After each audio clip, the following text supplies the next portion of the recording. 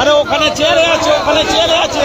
ধর্ষণের সাহায্যকারী সরকার, ধর্ষণের সাহায্যকারী সরকার, ধর্ষণকে দাও করাচ্ছে কাজ করতে মহিলা মুখ্যমন্ত্রী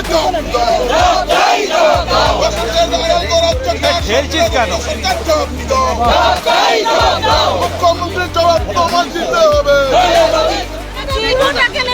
ভারতীয় জনতা পার্টির আমরা আজকে জন্মের মোশন এনেছি এবং আমরা এই রাজ্যে লাগাতার মহিলাদের ওপর যে অত্যাচার হচ্ছে, এবং শুধু অত্যাচার নয়, ধর্ষণ নয়, শ্লীলতাহানি নয়, তাদেরকে খুন করে দেওয়া হচ্ছে নির্মমভাবে শারীরিক অত্যাচার করার পর। এইটা নিয়ে মাননীয় মুখ্যমন্ত্রীর আমরা একটি বিবৃতি দাবি করেছি, কিন্তু এখানে আমাদের মুলতবি প্রস্তাব করতে দেওয়া হলেও সেটা নিয়ে কোনো আলোচনা হয়নি। তাহলে এই সরকার, মমতা সরকার এবং অধ্যক্ষ মহোদয় কি মনে করছে যে আজকে মহিলাদের ওপর যদি কোনো অত্যাচার হয় সেটা এমন কোনো ইম্পর্টেন্ট ইস্যু নয় এই বিধানসভায় আলোচনা করার মতো? এটাই কি অধ্যক্ষ মহোদয় এবং এই সরকার বলতে চাইছে? আজকে বিভিন্ন বিষয়ে যদি আলোচনা হয়, কোথায় জলের সমস্যা, কোথায় রাস্তার সমস্যা, আর যে মাতৃশক্তি, যে মা কালী মা দুর্গার রাজ্য এটা, সেই মা কালী মা দুর্গাদের অত্যাচার করা হচ্ছে, কান কেটে নিচ্ছে, চোখটা উগলে দিচ্ছে। মুর্শিদাবাদে আমরা সেটা দেখতে পেলাম। আমরা 13 বছরের একটি ছোট্ট মেয়ে, তাকে যেভাবে খুন করা হলো, মালদাতে 10 বছরের মেয়ে, তাকে যেভাবে গলা কেটে দেওয়া হলো, আর দুদিন আগে একজন ট্যুরিস্ট দীঘাতে গিয়ে সেই মহিলাকে হেনস্থা করা, সেক্সুয়াল অ্যাসল্ট করা এবং তার বয়ফ্রেন্ড বা স্বামীকে গাছে বেঁধে রেখে তাকে মারা। এটা আমরা কোথায় যাচ্ছি? এটা নিয়ে আমরা আলোচনা করতে পারবো না। পরীক্ষার্থীকে ধর্ষণ কালকে আরেকটি ঘটনা সামনে আসছে, মালতীদি বলছেন একজন মাধ্যমিক পরীক্ষার্থীকে ধর্ষণ করা হয়েছে। আজকে আমাদের রাজ্যে একজন মহিলা মুখ্যমন্ত্রী, তার উচিত ছিল আরো বেশি সেন্সিটিভ হওয়া মহিলাদের কষ্ট, অত্যাচার, শ্লীলতাহানির প্রতি। কিন্তু দেখা যাচ্ছে আমাদের বিরোধীদের যে জায়গা, বিধানসভা, অ্যাসেম্বলি, সেখানে কথা বলতে দেওয়া হচ্ছে না। কেন বলতে পারেন? কেন কথা বলতে পারবো না? এত ইম্পর্টেন্ট বিষয়গুলো নিয়ে কেন কথা বলতে দেওয়া হবে না? বকটুই নিয়ে কথা বলতে দেওয়া হয়নি, হাঁসখালি নিয়ে কথা বলতে দেওয়া হয়নি, জয়নগর বারুইপুরে সংখ্যালঘুদের মেরে ফেলা হলো, কথা বলতে দেওয়া হয়নি। কালকে ট্যাগ রিপোর্টে দুর্নীতি হয়েছে, এই সরকার চুরি করেছে, মমতা ব্যানার্জির সরকার চুরি করেছে, কথা বলতে দেওয়া হচ্ছে না। আর আজকে মহিলাদের অত্যাচার হচ্ছে প্রতিদিন, সেটা নিয়েও কথা বলতে দেবেন না। তাহলে অ্যাসেম্বলিটা রয়েছে কিসের জন্য? আমরা তো জেনেছি যে অ্যাসেম্বলি হচ্ছে বিরোধীদের জন্য।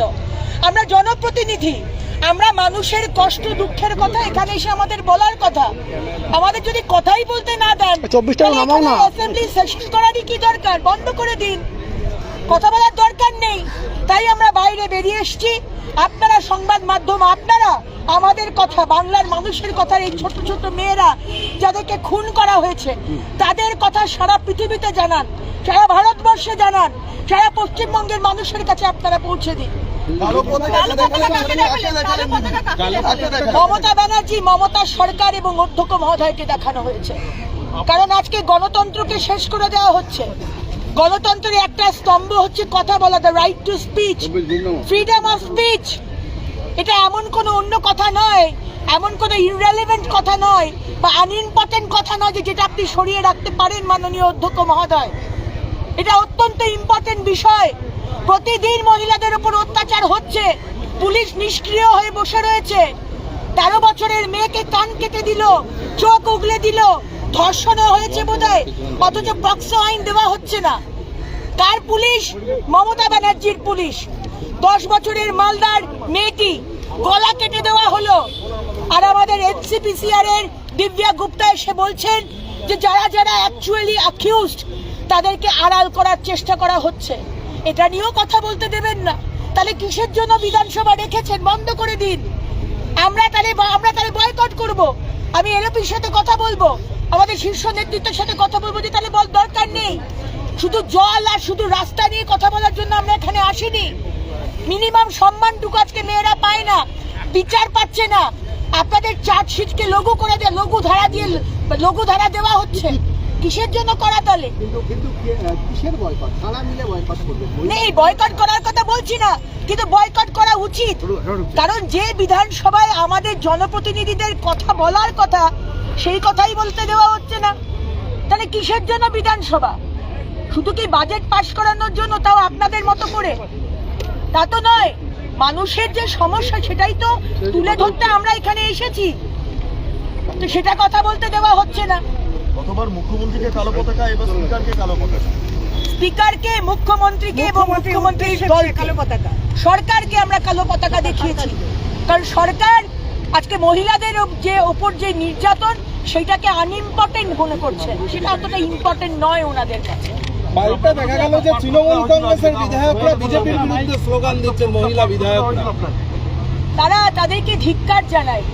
আজকে একজন মহিলা হয়ে যদি 10 বছরের মালদার মেয়েটির পাশে আপনি না দাঁড়াতে পারেন, তার পরিবারের পাশে, যদি আপনি মুর্শিদাবাদের 13 বছরের মেয়েটির পাশে না দাঁড়াতে পারেন, যদি আপনি এই যে টুরিস্ট যাকে অত্যাচার করা হয়েছে দীঘাতে, তার পাশে না দাঁড়াতে পারেন, আপনি কিসের মহিলা?